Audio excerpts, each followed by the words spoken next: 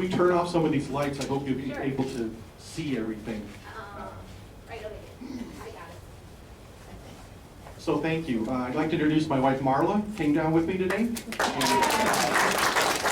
We live in Tempe, both ASU grads, so I'm just going to give that. You have to say it. Well, if you'd rather not have me talk, I'm happy to leave. So, okay.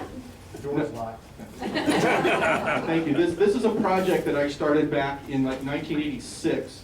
My first job out of college was at the State Capitol Museum in downtown Phoenix, and a lot of the docents and volunteers there were living in Phoenix during World War II, and we would talk a lot about the war years, and they got to talking to me about the Germans that they would see from Camp Papago Park coming and working in the irrigation canals or in the agricultural fields. And this is something that, being a Phoenix native, I had never heard of before. So I started to interview them. This is pre-internet, so I was interviewing them, and by hook and by crook, I found former guards. I found farmers that used the prisoners for farm labor. And then I thought, I wonder what the Germans' perspective on this was. So I had a friend who worked for the Tempe Sister City organization. And Regensburg is one of Tempe's sister cities. He gave me the address to this German veterans newspaper called Der Heimkehrer, or the one that comes home. And see here, it's called The Voice of the War Generation. And this went out to every living German war veteran. And so I wrote to the editor, and I said, I'd like to find as many former prisoners as possible. So over a year, he let me put in 3 different ads, which said very, very small, on the back page. The back page was a search service. So if you had a friend that went missing, or you're trying to find somebody, after all these years, you could put their picture and information there. And so this is where they put my ads. And it said, German-speaking historian in Arizona wants to contact as many former prisoners held in Arizona. And over the course of several years, I had almost 100 responses. Wow. And it was like the floodgates opening. And with that, my wife and I were able to host many of them who wanted to come back to see their former campsites, or to be reunited with a former farmer that used them as farm labor. And then we went to Germany to interview many of them. And the book that I wrote in '94, I'm going to donate a copy to the library, but I'm going to try and get some reprints and give them to the Historical Society for them to sell to raise money. So this is a compilation of everything that the prisoners and former guards told me. They have also given me a lot of things. Almost without exception, after interviewing these men, sometimes for years, I would do a little bit here, a little bit there, some in person, some by mail. After all those interviews were done, they turned to me and said, I was the only one since the war they've ever told this to. They never told their wartime experiences or their imprisonment to their wives, their family, or their friends. So I felt very, very humbled. So everything that you see and hear is going to be from their own personal experiences. So just to give an overview, the first prisoners to fall into Allied hands, and this would have been British and Commonwealth, because U.S. didn't enter the war, of course, until 1941. But when the war started in 1939, the first prisoners to fall into Allied hands were from German submarines. And then because of the Blitz and the Battle of Britain, you had captured pilots. And these initial prisoners were sent to camps in Britain and then later in Canada. The prisoners in Canada wore these kinds of shirts that identified them as a prisoner of war. This is an old Canadian Army shirt where they cut a big circle in the back of it and sewed in a big red dot. And they had the same thing on the trouser legs of their pants. So when they were out amongst the civilians working, This is the type of clothing that the prisoners in Canada wore, which is a little different from the ones they wore in America, and I'll show you those later on. Well, as more and more prisoners started to fall into Allied hands, it started to become a problem to properly care for them in accord with the Geneva Convention. So early on, President Roosevelt and English Prime Minister Churchill made an agreement to start sending them to the continental United States. So as America entered the war, our first offensive against Germany was in North Africa, Operation Torch. Then after that came Sicily, Italy, and then of course D-Day, June of 1944. Then Operation Anvil, the invasion of southern France. And then at the same time, the German Navy losses started to mount also. The Allies started to come up with better and more lethal detection devices for submarines.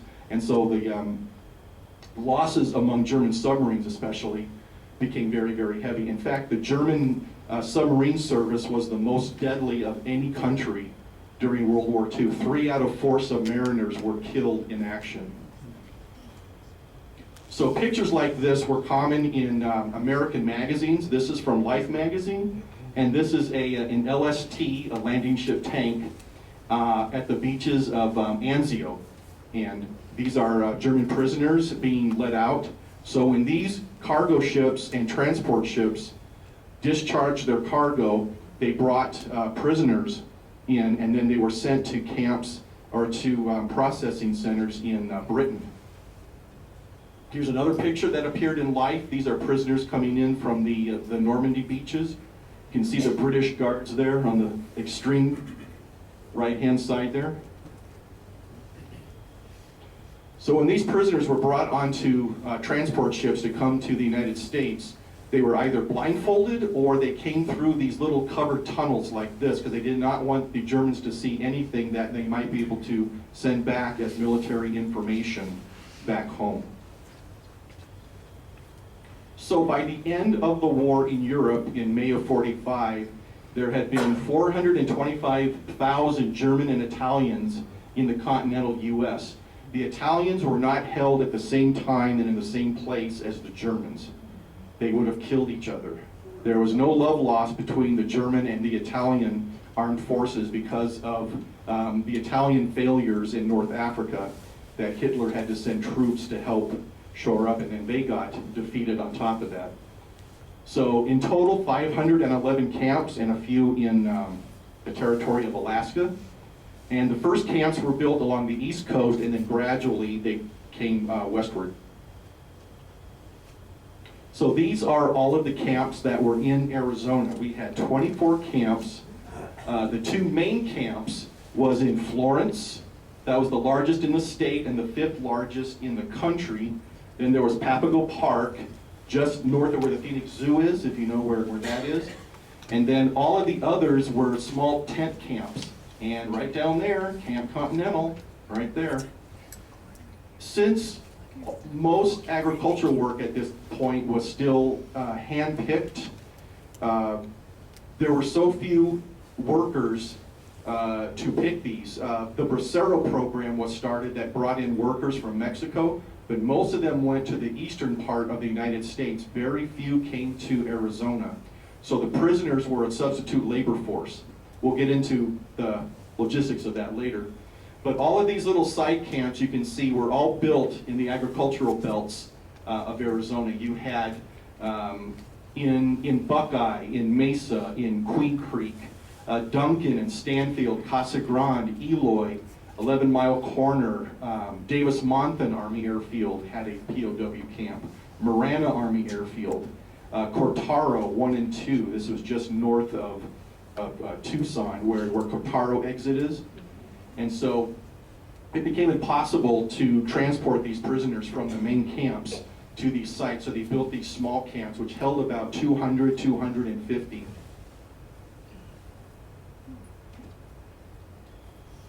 So the biggest camp in Florence actually was built as an enemy alien detention camp. These would have been German and Japanese government officials that were caught here in America when the war started. Then it was used as a processing center instead for U.S. troops leaving for the North African campaign, and then later converted to a POW camp. Here is the main gate. And if you notice these barrack buildings here, these were all built on the same plan as the Army Air Corps fields, the Japanese-American internment camps, the Army Air Corps, all of that, all used the same types of buildings, all built by the Army Corps of Engineers.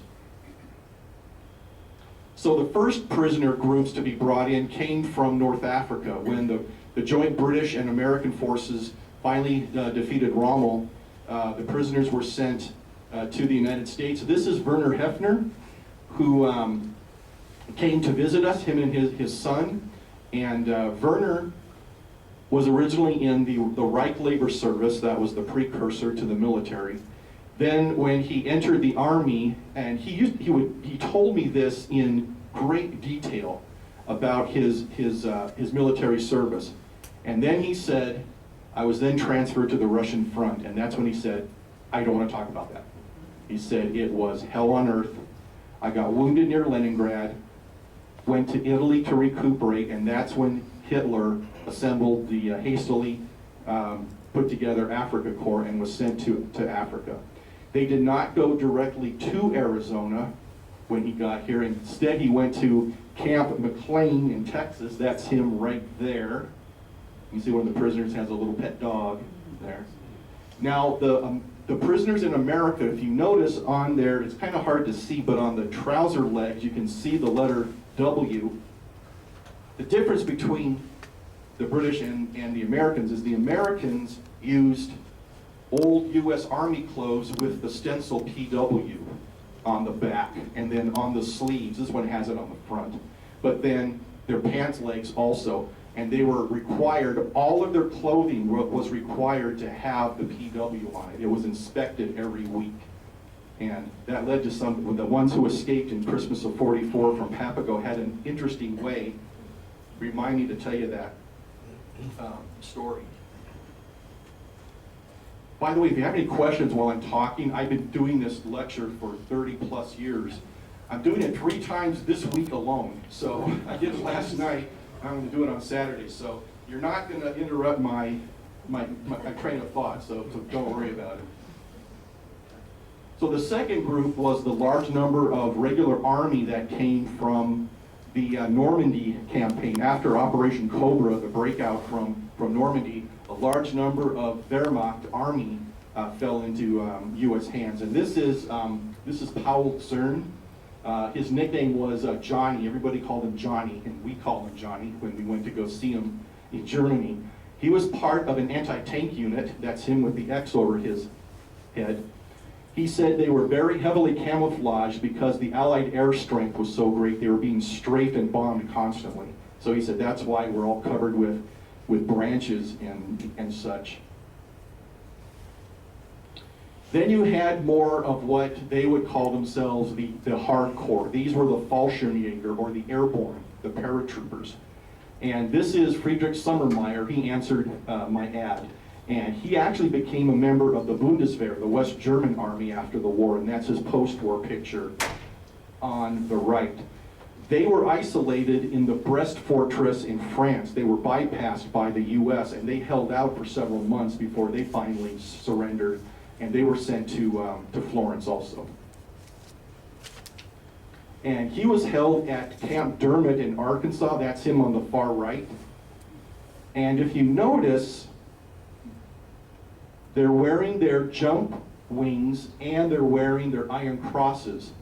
Early on in the war, the American guards liked to take their medals from them, and the higher ups in the US military said, stop it. We don't want them to resent us. How would you feel if one of your medals was taken by a German? So that came to a stop. So what the Germans did instead, in order to get extra things from the camp cantinas, they would melt down tin cans and they would make their own medals and paint them and trade them with the guards. But the taking of their medals was forbidden. So the third or fourth group to come to Florence was from the RAD, the Reichsarbeitsdienst, or the Reich Labor Service. This is Gerhard Kohler, who came over to visit us many, many times. We stayed with him and his wife in Germany. He was 16 when he was captured. This showed the state of the German military. In early '44, there was such manpower losses in Russia that they were conscripting, by the end of the war, kids as young as 12. And he celebrated his 17th birthday when he arrived in Florence. He was part of a flak unit, that's an anti-aircraft unit. They were captured just outside of Paris. And Florence had an interesting thing. I've not been able to find any other camp that did this, but all of the prisoners who went to Florence told me when they got off of the trains, they were led into this big corral, and there was a table with a stack of documents and some pens. And all of the other prisoners who were already in the camp were yelling from their compounds, "Don't sign it, don't sign it, you're going to be a traitor to the fatherland." So what it was a not to escape document. And I actually have one. One of the prisoners, Carl Durst, saved one and gave it to me. They were promised if you signed this, you'd have a quicker return to Germany after the war. If you didn't sign it, you were in big trouble. The document said that I promise on my honor as a German soldier that I will not attempt to escape, allow anyone else to escape, and I will come back for my work details promptly. If you signed it, you were sent to a special part of the camp called the Democratic Camp, where the guarding was less severe. You wore regular U.S. Army clothes, and you could work without a guard in and around the camp. If you didn't sign it, Johnny didn't sign it. I'm sorry, Johnny did not have the option to sign it. They found out he had been in the Hitler Youth, so he was automatically sent to the Nazi compound. Friedrich Sommermeyer, being a paratrooper, he said at the time, my oath would not allow me to sign it. So they were sent to what was called the Nazi compounds. And here is a diagram drawn by Carl Durst during the war of the camp in Florence. He said compounds A, B, and C were the Nazi compounds, and D through G were the Democratic compounds. It had a large hospital. At this point, the nearest hospital to Florence was in Coolidge. And when I give this talk in Florence, people will bring me their birth certificates, and it'll say POW Camp Florence on it. Carl worked in the carpentry shop, and he used to go with one of his guards every so often to Phoenix and Tucson to buy more glue and things, and he has the mileage right here to Phoenix and to Tucson. So here's a picture of the Nazi compound. So what they did is they left the tar paper black on the side. So I'm sure in the summer that was a little bit toasty. They were behind 3 rows of barbed wire. Their clothes were all dyed black with the letters PW in big letters. And the heels of their shoes were notched in such a way that if they did escape, they'd be very identifiable. The Democratic prisoners, their barracks were all white, and they were wearing, you can see these two guys here are wearing U.S. Army clothes, khaki and olive drab, but they do have the PW on there.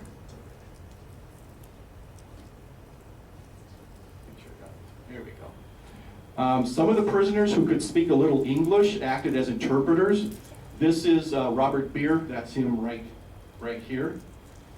He could speak a little English. He was captured in Normandy, and so he worked at the camp hospital. A lot of the Germans who were medics or had been doctors, they worked right alongside the U.S. Army medics. Robert became a Catholic priest after the war, and he came to visit, and I was able to take him down to the site of the camp. These camps were really, this is a view overlooking the camp from the east. And you can see the Nazi compounds in the foreground. You can see some of the American ones here. These were really self-contained towns. They had their own power plants. They had their own newspapers, both German and American. They had their own fire departments. They had their own swimming pools, recreation, police force, obviously. And In fact, Florence was larger than almost 90% of the towns in Arizona during the war. So Camp Papago Park was the second biggest camp.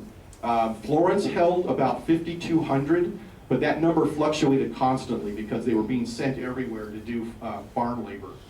Papago started life as a civilian conservation corps camp, then later for a desert training center for American soldiers being sent over to Africa, then converted to a POW camp, and the subcontractor on all these camps was the Del Webb Corporation. So if you know Del Webb, you know Sun City, you know Anthem. I'm sure there's a lot more. Del Webb became so wealthy during the war, he became co-owner of the New York Yankees. So his company subcontracted on the Gila River internment camp, on Kingman Army Airfield, on Marana Army Airfield, and all the other airfields here in Arizona. Lots of profits. Here's the camp in Papago Park. So if you know where the Phoenix Zoo is, this was just to the northwest of where the zoo is. So 64th Street today is right here. This is McDowell Road, and this is Scottsdale Road. I'm sorry, Thomas Road, with the Arizona Crosscut Canal running alongside the edge here. Now, the big escape that happened in Christmas of '44, which I'm sure you've all heard of, happened right there. And we'll talk about that later. So the prisoners at Papago were all naval personnel. It was practice in America and in Germany, in the German Stalags, to hold the different branches of service in separate camps. You did not want to foster that competition between the various branches of the armed forces, because the U-boat men thought they were the elite of the German military, just like the paratroopers thought they were. So Papago held naval personnel only. The first groups to come were U-boat crews, the few that were actually taken alive. Alfred Dietrich was from the U-162. He worked in the electric engine room. When the submarines were underwater, they operated on electric engines, and they operated on diesel when they were on the surface. And here's a picture of his crew, and that's him right there. And their captain, Jürgen Wattenberg, became the senior German officer at Papago, and he was the leader of the escape in Christmas of '44. So they took on 3 British destroyers in the Caribbean and lost. They had 2 crewmen die, and they were taken to camps in Oklahoma and Tennessee before coming to Papago Park.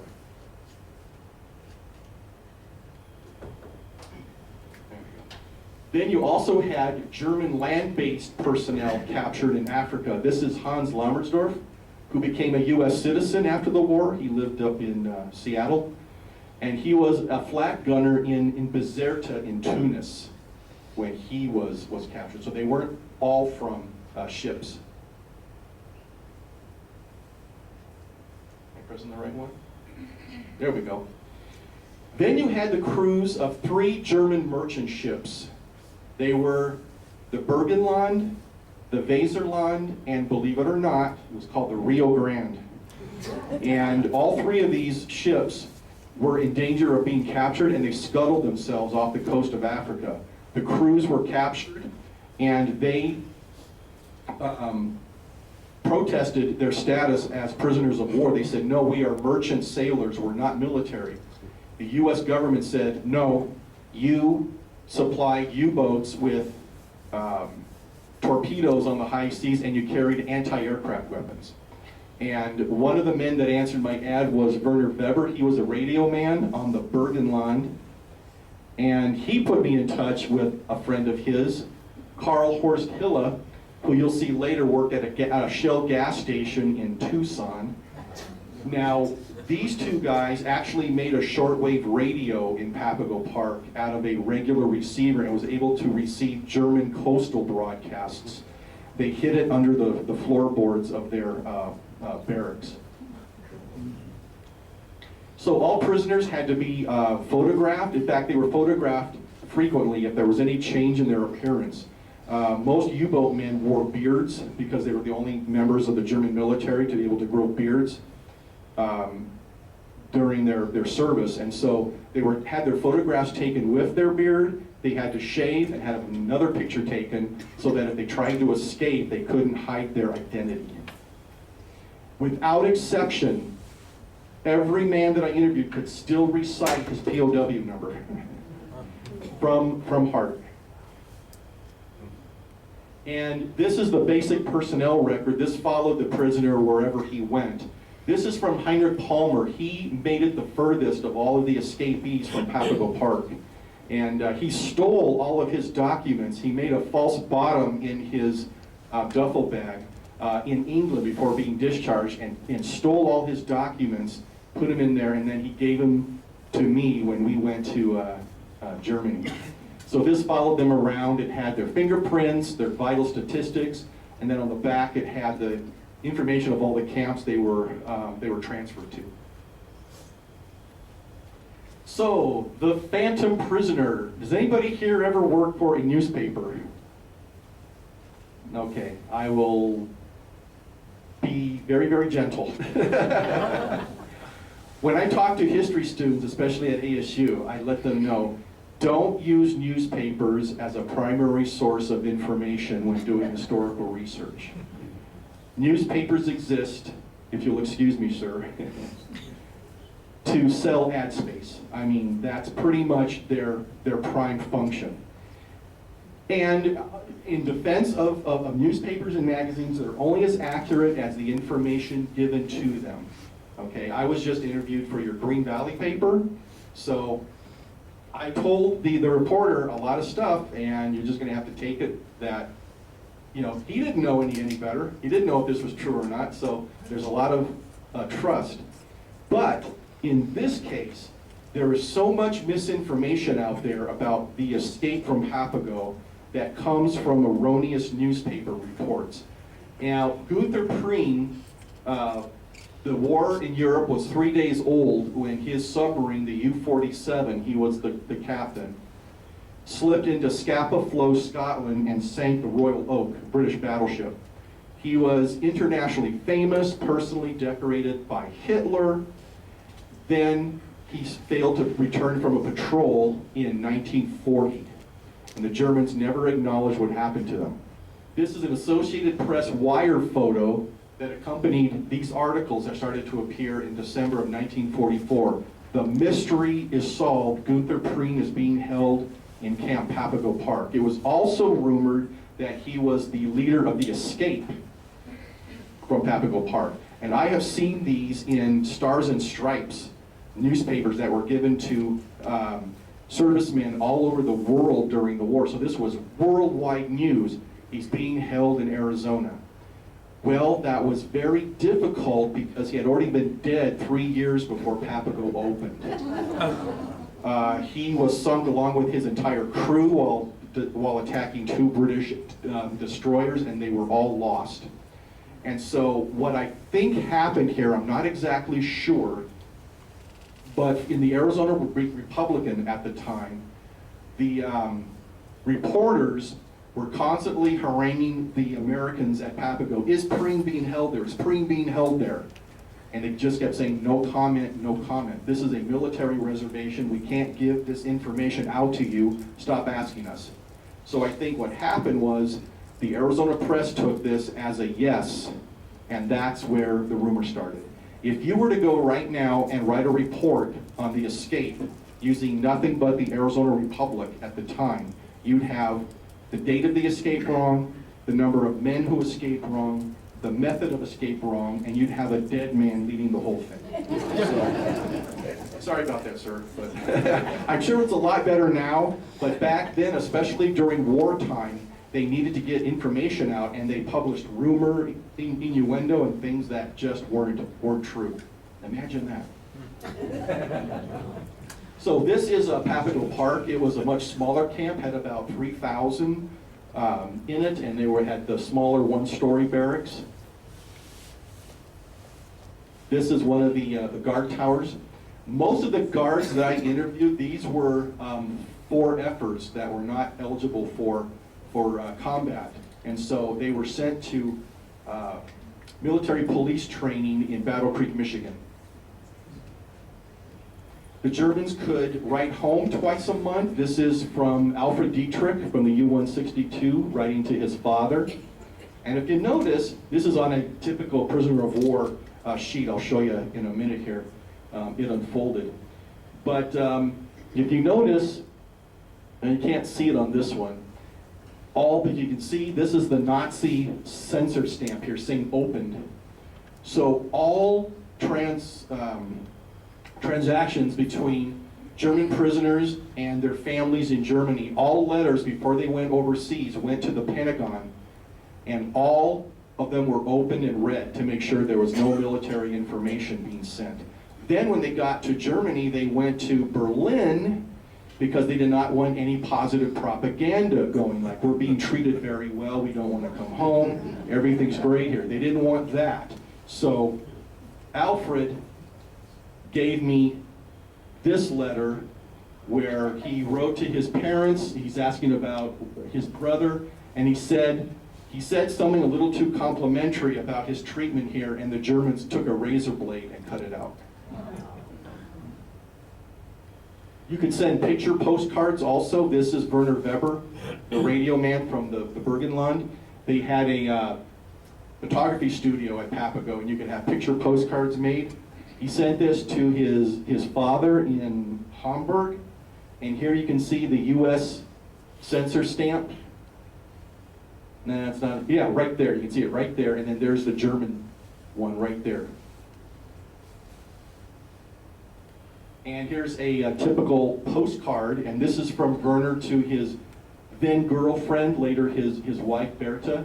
You can see the U.S. censor here, and the German censor up in the corner. These were all sent via the Swiss Red Cross on ships marked with a Red Cross across the Atlantic so they would not be attacked. They could receive mail too. This is one that Werner got after the war ended. He was down at the Davis-Monthan Army Airfield, and it's from his parents and Bertha saying these are all members of his neighborhood and family that are all okay and wishing him an early and healthy return to the homeland. So this is a picture from Papago Park, and this is the mountain to the west, and this mountain is called Barnes Butte, but the Germans called it something else. The Germans called it the Sleeping Indian. So I'll give you a minute to try and find the Indian's face.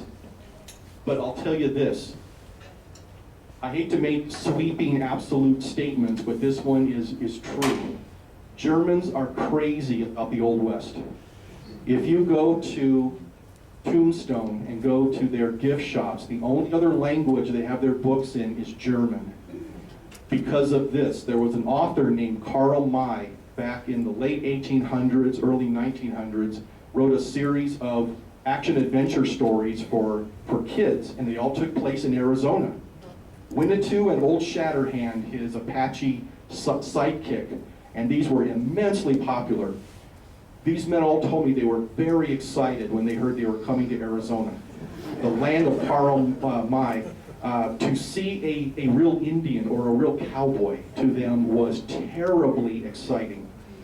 Let me just show you a couple of things before I point out the face to you.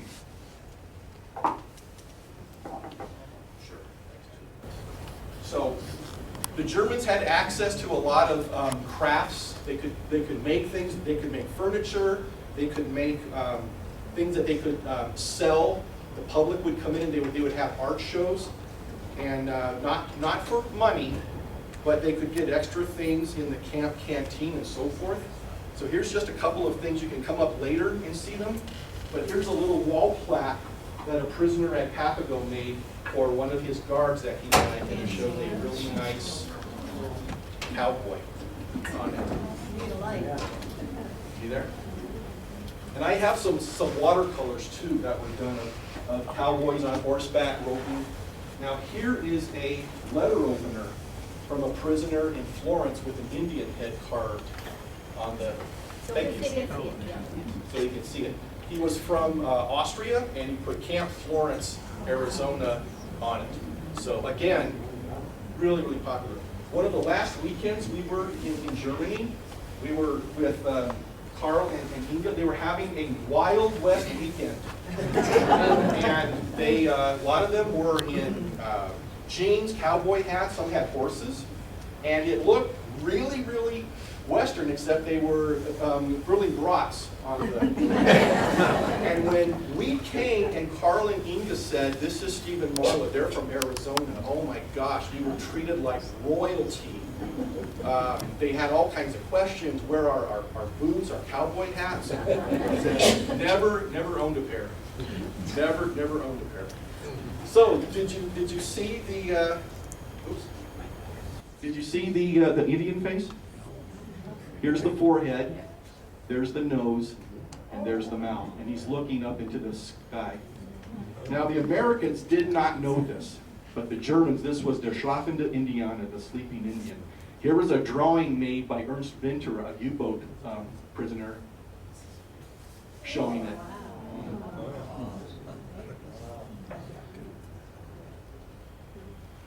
This is a barrack from Papago Park. They slept in army cots. This is the camp theater where they could put on plays and see movies. And you can see all of these murals. There's a close-up here. You can see the Superstition Mountains here. Here's two Indians using smoke signals, which no tribe in Arizona ever did. But anyway, so you can see all of these Western-themed murals on the side there. Were they painted by the prisoners? Or? Yes. Okay. Yes. This is a view from a guard tower into the German officers' compound. That's the camp power plant in the background. The Phoenix Zoo today is in the foreground, or in the background here. One of the more tragic stories coming from this history, and unfortunately Arizona wasn't the only place where this happened. This is Werner Drexler. He was from a German submarine, and their crew was captured and interrogated in Virginia, and some of his shipmates thought he had given them a little bit too much information, and he was marked. So he was told, "We're not going to send you to the same camp that we send your shipmates to." Well, unfortunately, something happened, and he was sent to Papago, where within 6 hours of his arrival, he was beaten to death and hanged in a shower room. The FBI came in. There's a wonderful book on this called Martial Justice by Richard Whittingham. And there were 6 prisoners that were convicted, and they were all hanged at Fort Leavenworth after the war ended. So a lot of people say, "Oh, we love the story of the escape, and everything is about the escape." Well, I know the escape, to me, in my opinion, is a wonderful human interest story, but in the terms of the overall history, was insignificant. To me, this is the real story of the contributions that the Germans made, was the work program.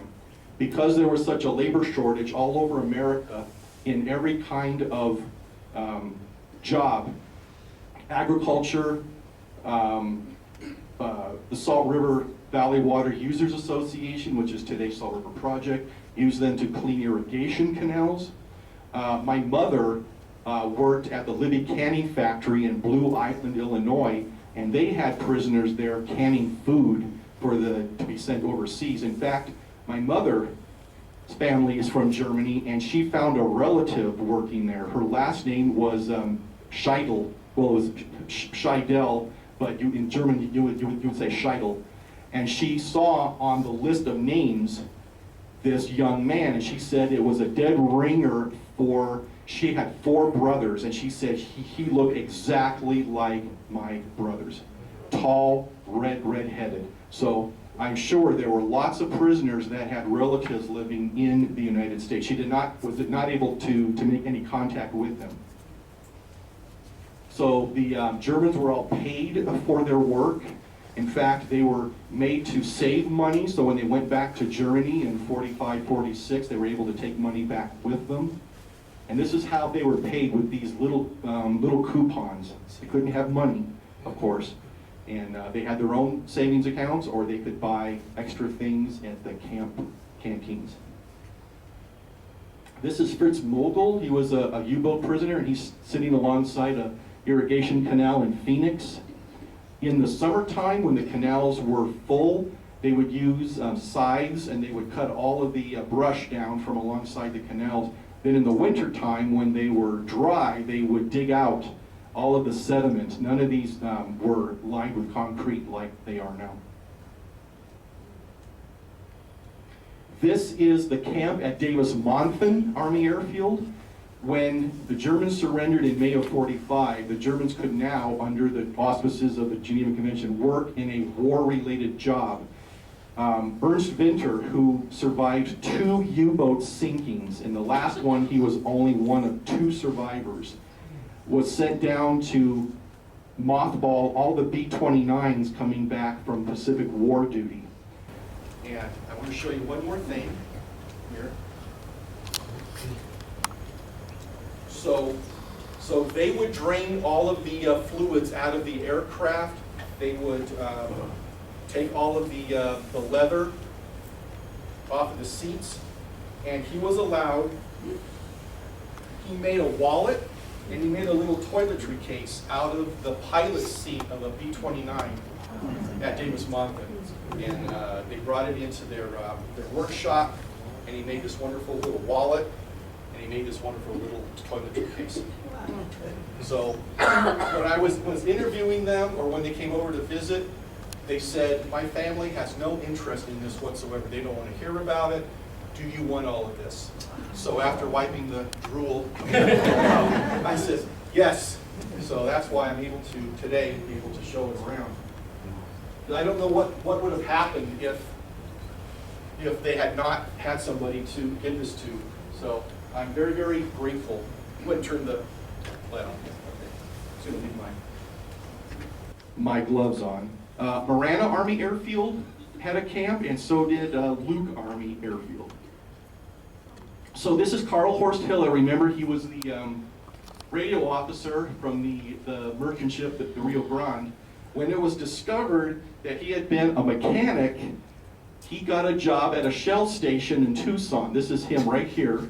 And he said every morning the owner, he didn't have a guard, Pops, he called him right here, would come down and get him. They would walk down to the gas station, and he worked right alongside U.S. airmen and he remembered the names of every single one of them. He said this was the most wonderful time as during the war, was working here and meeting the people in the area. This is the site camp at 11 Mile Corner. This is halfway between, if I remember right, Casa Grande and Coolidge. Does that sound right? Yeah. Okay, thank you. Typical camp built near a cotton plantation, which is you can see the cotton gins in the background. You can see the very crude guard tower there, and they're all lining up for their evening meal with a German at the very back there. So, escape. One of the questions I asked all of them was, did you ever think about escaping?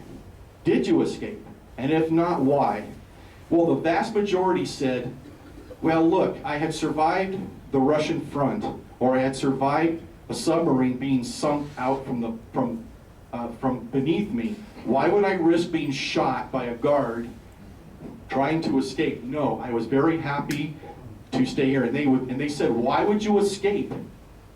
They had a word. Almost all of them said they used the one word for their imprisonment here. It was called Schlaraffenland, which in German means the land of milk and honey. They were well paid. They were well taken care of. They saw what a democracy could really be. So it was a tremendous educational thing for them also.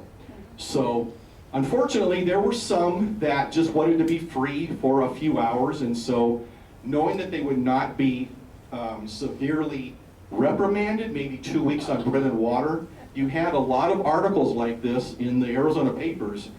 Guys would wander away from the cotton fields for a few hours and turn themselves back in. But the big escape, there we go. happened in Christmas of 1944. Actually, it was Christmas Eve. And how many here have heard of this? Really? Oh wow, I thought there'd be a lot more. This was the largest mass escape in America during the war. And it was all plotted by Wattenberg. This is him in the middle with his arms folded. He told me his motive was just to be free for Christmas. They were away from their homeland. They had heard reports of their cities being bombed, and they just wanted to be away from the authoritarianism. So they dug a tunnel, took them 3 months, in the what they call decomposed granite or caliche.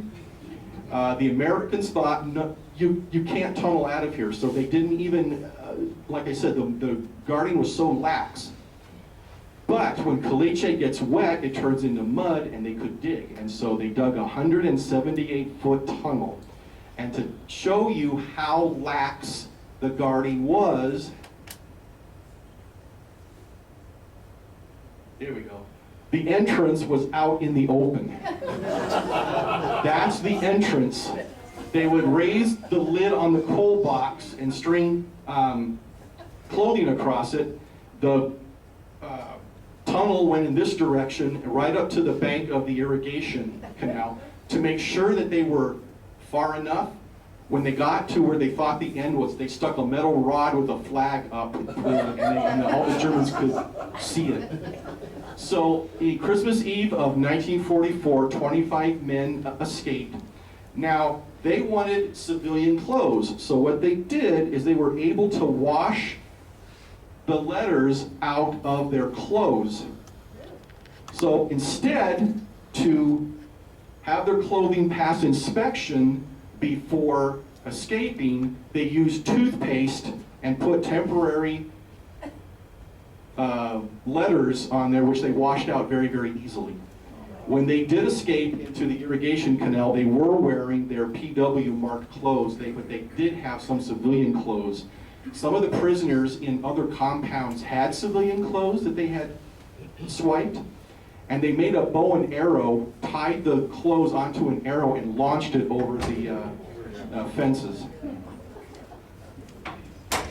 Here's the exit. I interviewed the man who found the exit, Larry Jorgensen. The Germans called him later the 26th man through the tunnel. Before the tunnel was destroyed, the people in the area could come and look down it if they bought a $25 war bond. So, of the 25, the 2 who made it the furthest was Reinhard Mark and Heinrich Palmer. We interviewed Hein in Germany, and he was a crewman on the German Raider Thor. And he made his backpack out of his army jacket that you can see here.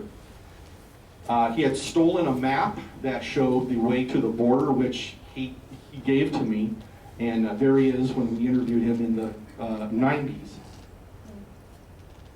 This is the map that he had stolen, and he actually penciled in there, it's hard to see, but he did pencil in his route down here. He made it from basically Phoenix to the Mexican border, walking at night in 10 days. He said he was 25 years old and fit, and he said it was the most beautiful time of his whole life, just hearing all of the animals at night. They slept during the day. So how they were caught, let me go back to him. How they were caught was they were running out of low on water, so they went into a village in what was then the Papago Indian reservation, today the Tohono O'odham. And they crawled in at night, and they worked a hand pump, which made a terrific noise. And 2 people in this village heard it and contacted the border patrol. So the next morning they were caught. They took them to cells to the jail, but the jail was full. So the border patrol agent took him to his own home, where his wife made them dinner. And he said all of the people in the neighborhood were coming up to the window, pressing their faces against the window to look at the Germans. And he said they were very, very kind, and they were waiting for the Americans to drive down from the Phoenix area to take them back home. So this is a picture that appeared a few days after the escape, and to let you know how this is page 6. This isn't even front page news. I asked a lot of the civilians, when you heard about the escape, were you scared? And they go, no. We'd seen them every day out working. We would try and talk to them. We'd give them extra food. We weren't scared at all. But there were some people. Everybody know who Walter Winchell is? Okay, Walter Winchell was a syndicated radio and newspaper reporter. I guess you would call him a sensationalistic. And he wrote articles saying, oh, bar your doors, Phoenix. They're going to come in and cut your throat at night. And I just whipped up the hysteria terribly. Now, there were a few already recaptured by the time this article appeared. Now, $25, everybody always laughs at that. Well, my father was a corporal in the Army Air Corps at the time and made about $25 a month. So that was not chump change. So most of them wanted to go on foot to Mexico, where these 3 guys decided we don't want to walk that far. So the guy in the middle, Wilhelm Gunther, gave me this picture. Him and his 2 friends, this is Wolfgang Klaus and Fritz Uzzolino, they had a map that showed the Gila River flowed into the Colorado River, which went into the Gulf of California. They decided we're going to build a 3-man boat, smuggle it out of the camp with us, and we're going to float our way down to freedom. And that's exactly what they tried to do. Here's a drawing that one of them made in a letter to me of the boat. They made it out of canvas and wood.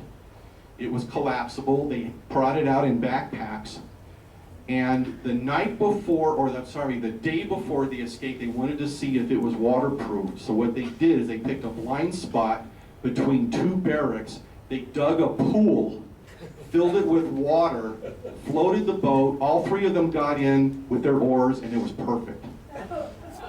The night of the escape, it was raining very hard, and they ran into Reinhard Mark and Heinrich Palmer walking through Phoenix. They then broke into Roosevelt High School on 7th Street and Southern into the basement to spend the night. When they were ready to go in the morning, this was Christmas Day, Hein took a textbook out and in English wrote, "This is a nice place for a prisoner of war to stay on his way back to Germany." And you always wondered if any kid ever found that book.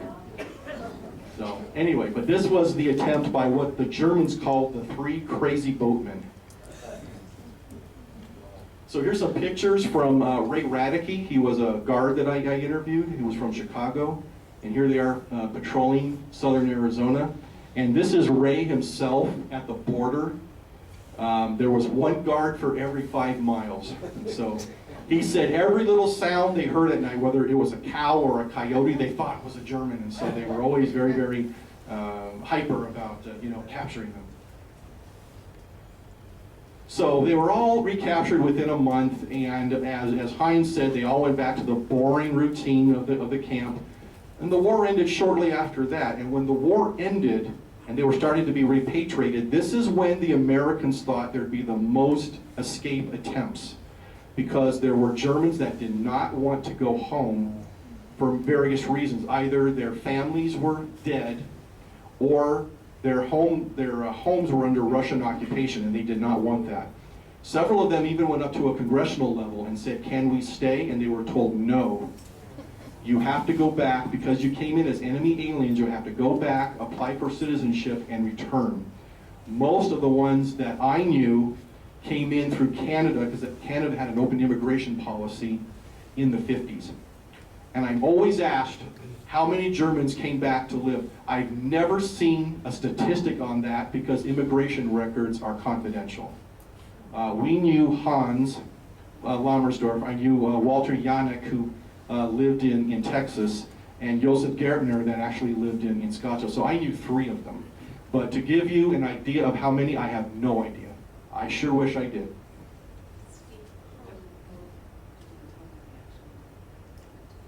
Oh. The reaction of when they got to the Gila River. Bill and Luther said, I can laugh about it now, but I was very disheartened at the time, because in Germany, we saw the rivers are massive, they're always flowing. They've got freight running up and down rivers. Well, they must have thought, well, the Gila must be just like the rivers in Germany. Nope, it was a series of puddles only. So this is a picture of prisoners leaving Papago Park. You can see Camelback Mountain in the background, just vaguely there.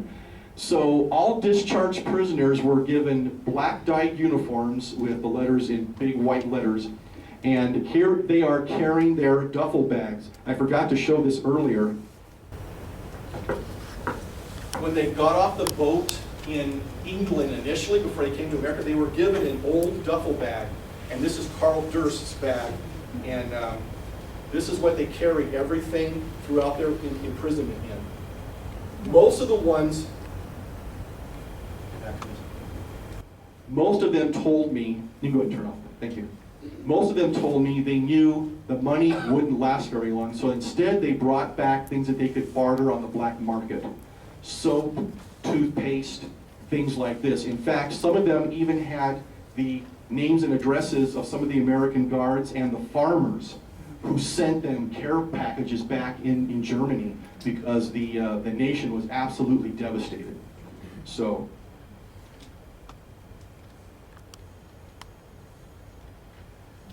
POWs like Paul Zern, Johnny, he was in the Nazi compound, and he was not sent right back. He was sent to England instead. That's him right there.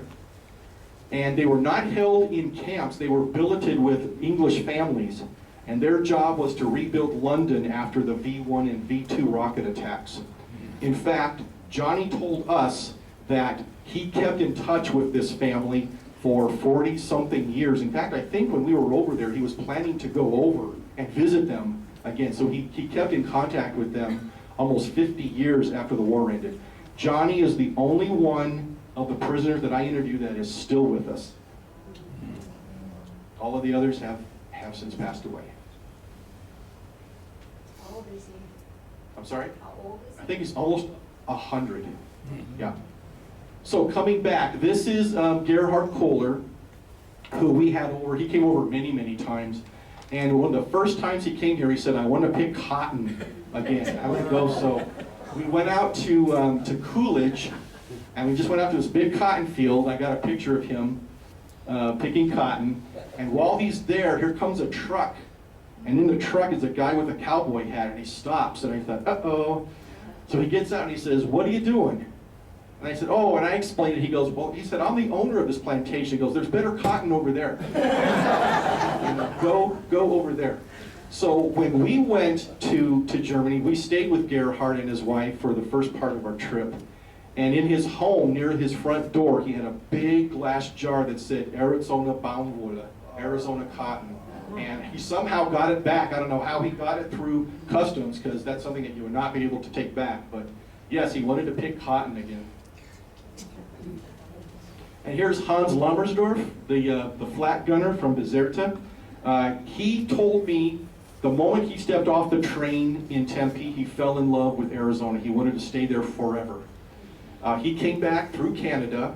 He married his wife, Reidun, who was from Norway, and unfortunately, they did try to live in Phoenix for a while, but the heat was just too much for her, so they compromised and they lived in Seattle, Washington.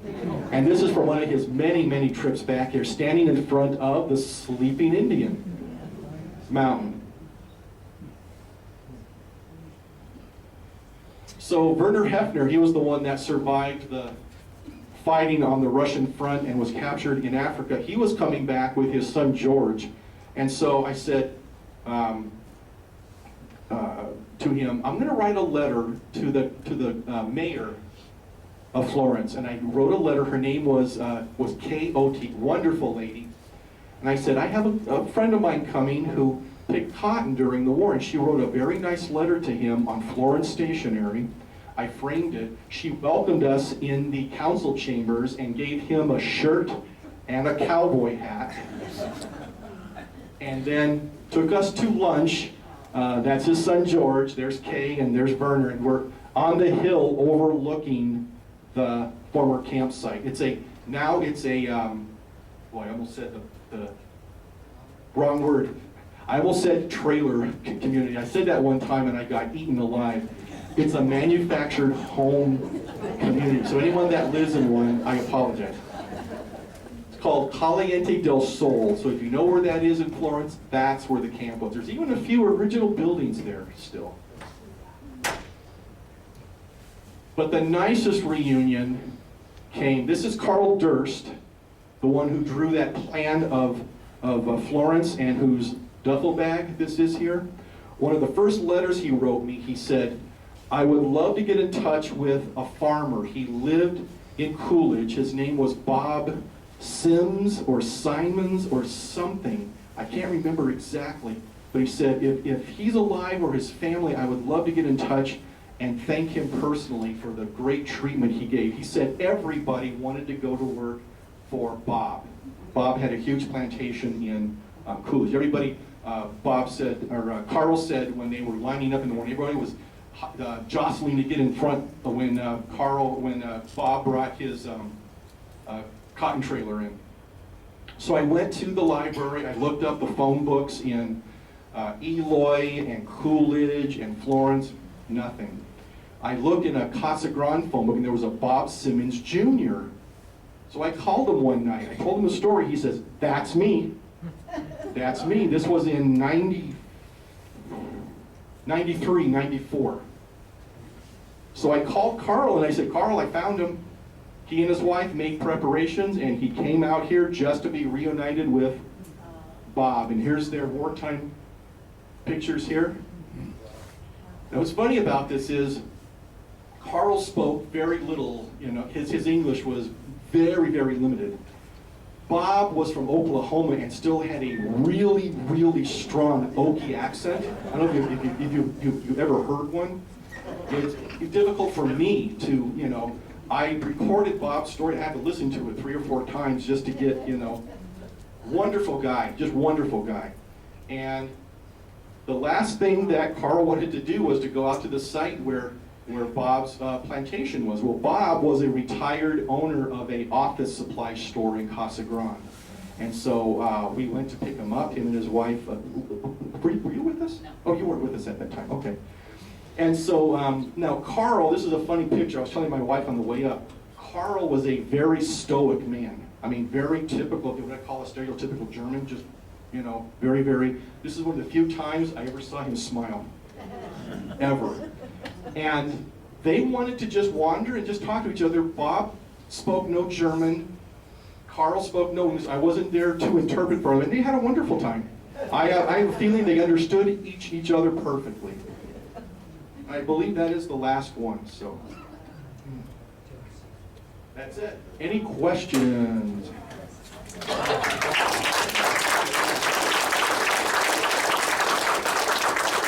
Yes, sir. The large prison camp had separated in a quote Nazi and then the Democratic. Was that also in the smaller camps? The second question is, did only the Democratic prisoners get to work in the fields, or did again the Nazi prisoners? Okay, the question was, were the other camps separated like the ones in Florence? No. And I don't know if this was just in Florence. I've not been able to find, I've talked with other historians that do stories about their camps in their states. I've not been able to find any other camp that practiced that. The Nazi prisoners were not allowed to work outside of the camp. That was their punishment. But they got so much a day for just being a prisoner of war from the German government. Okay, but no, there was no separation from any of the in the other camps. No. Yes, sir. Oh yeah, kind of an elephant in the room question, but did you ever have occasion to ask any of your interviewees about membership in the Nazi Party? And if they just declined to answer that, or some would? Okay, he asked me, did I ever have the opportunity to ask them about their membership in the Nazi Party? Technically, no, because no member of the military was allowed to belong to a political party during World War II. So technically, these men were not members of the party. How about the SS? The SS was totally different. They were taken to separate camps. That was a whole other story. Now the SS, if you see pictures of Germans being captured on the battlefield, if you ever notice, they're raising their left arm up, and the Americans are looking at the SS had their blood type tattooed right here. And that's how they identified them. They were taken to separate camps, especially after it was discovered what they had done in Russia and then later in France. But no, technically, they did not belong to the party. They were not allowed. This is a law that went back to the Weimar Republic in the 20s. No German military personnel was allowed to belong to a political party. Yeah, technically, but did you ever have occasion to ask them? Maybe some were? No, Oh, no. I never asked them about their thoughts on the Holocaust either. Some volunteered it. Some volunteered it. And I think that's one of the reasons why they never told anybody about this after the war, was the shame of the Holocaust. And I think when they found this young Arizona kid wanting to hear their stories, I think that's why they were willing to, open up. German television, even today, is inundated with documentaries on the Third Reich. They have sent me many of them too. So they're keeping that alive. But no, I didn't do it on purpose, because if they volunteered it, fine. I did not want to alienate them and have them shut me down. Okay? Yes, Alfred Dietrich from the U-162, he was at the camp in Litchfield Park. When the Russians had liberated Auschwitz, it was the Russians that liberated the majority of the concentration camps. They made films of it. And they made it over here to the west, and they were shown a movie in Litchfield. They hung a bed sheet on the side of a barrack and showed it, and they thought it was all Russian propaganda. They did not believe it until they got back to Germany and the scope of it happened.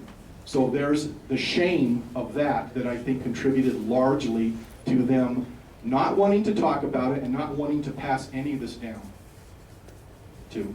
Yes, sir. How many prisoners were at Camp Continental? I can only guesstimate about 250, about 200 to 250, but the number fluctuated because they could be sent in a moment's notice to another area. So there's very little, not a lot is written on the side camps. There's a lot known about the two main camps. But I gave most of what I knew to Monica, where's Monica, right there, which was very, very little, unfortunately. But it was typical, though, the way that they were built. A lot of these side camps, they lived in 6-man army tents, like you see on like MASH. They were not solid buildings. There was a few solid buildings for the canteen, the washrooms, and things like that, but they all lived in tents. Yes, sir. Do you know where the location of the Continental? This is the first time I have been here. So, I mean, I knew essentially where it was, okay? I'll give you the expert. After this, we'll be going to Quail Creek Memorial Park, Veterans Memorial Park. It wasn't exactly where the Sahuarita site is. It was down further going towards Continental Road. We have pictures of them, not a lot. We have the Martinez family here, and there will be a dedication of that memorial I told you. Joe Martinez was a guard at that. He was a decorated World War II veteran in the Pacific, and then he worked at that camp. Joe Martin, his family too. That's why we're doing after this the unveiling of that, because we want people to know their history. That's why our society came into being. We also gave you a little card, and in the book that we gave you, Sahuarita, Arizona Treasure Nuggets from the Past, there's information in there also. So we're starting at a local level to bring history specific to this area. That's our mission. So we're piggyback off of what you're doing, and we thank you so much for doing that. And we hope that we'll see you at that Camp Continental, which will be right after this. We'll go right over to the Quail Creek Memorial Park. And if you don't support their historical society, I'm not coming back. I want to say one more thing. You heard a lot about their treatment here. One thing that they all said to me was, thank God we were captured by the Americans. A lot of their fathers said when the war started, you've got to be captured, get captured by the Americans. I was captured by them in World War I. They're the most humane country in the world. And considering the prisoner of war experience in Russia, to give you an example, the mortality rate of German prisoners in America was 0.01%, and that was all death by natural causes. In Russia, it was 58%, and that was through forced labor and murder. When Stalingrad fell, or I should say the Germans failed to capture Stalingrad, the Russians took almost 250,000 prisoners, less than 5,000 survived the war. And that's considering what the Nazis did, the SS did in Russia, turning it into a virtual graveyard. When we were in Hattersheim with Gerhard, we went to a little museum put on by that organization, Der Heimketter, and it was all about German prisoners in Russia. And they had big statistics on the wall of the number of deaths. And Gerhard came up to me, he was about this tall, with tears in his eyes, and he put his hand on my shoulder and he says, now you know why, and by this time he's crying, you'll understand why I'm so grateful that I was captured by Americans and you took such, I'm kind of choking up myself, that you took such great care of us. There was an attempt to denazify them at the very end of the war. Karl Durst gave me the textbooks that he was given. They were all sent to this camp in Virginia. I can't remember the exact name of the camp, but it was books on democracy and all of this. But he said it wasn't necessary. We had just spent 3-4 years with Americans, and we know what a democracy really is and what a democracy can really do. And another thing that was not lost on them was the Marshall Plan. So after the devastation of World War II, you had virtually no German city that was not reduced to rubble, where there was literally not one single intact building. The Marshall Plan, named for George Marshall, who was the Secretary of State under Roosevelt and later Truman, rebuilt Europe. And we came across many prisoners. Remember, we were driving with Gerhard over to Basingheim. And we stopped at a gas station, and Gerhard was always, this is my friend Steve, he's from Arizona, he's writing a book on, and the guy in the gas station said, I was at a camp in Mississippi. He came up and hugged me. He says, thank you, thank you. Thank you for the Marshall Plan, like I had anything personally to do with it. But I tell you, when you hear about people not appreciating what America is, these men of the war generation really, really did. They really, really did.